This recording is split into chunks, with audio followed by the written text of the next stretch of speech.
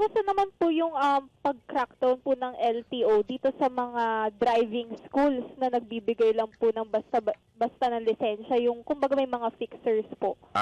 Maganda po yung tanong ninyo. Kasi isa pa yung By, dahilan eh. yun nga po nung sinabi ko rin nung una ko, kako, hahanapin ko yung mga driving school na nagbibigay ng mga non-appearance.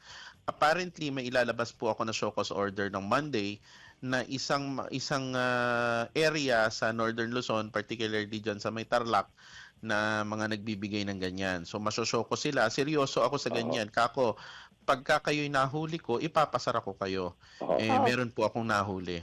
So, by Monday po, ilalabas ko po yan para po maiwasan po rin yung mga ganyan. Kita nyo, sir, yung yan ang mga nagiging sanhi ng mga kamote rider, yung mga naa-aksidente din, nabigyan ng lisensya na hindi po dumaan sa tamang procedure. So ano po mangyayari dun sa mga binigyan po ng permit or pinasa po nitong driving school na ito? I-revoke din po ba ng LTO yung lisensya? Okay. Yung mga nauna ho nilang ginawa, syempre hindi natin maiisa-isa yon sa dami.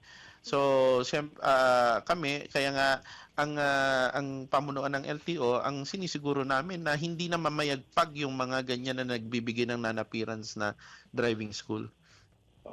So ilan po ito ang padadala nyo ng show cause order sa Lunes? Yung details lang po na nasa office ko po eh.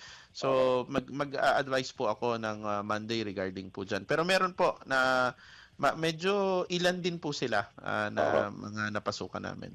This is only Tarlac, ano po? Marami pang mga Opo, pero nationwide po 'yan, umiikot. May special team po ako para umikot sa ganyan para hanapin po yung mga driving schools, medical, emission centers na mga gumagawa po ng mga kalokohan na ganyan.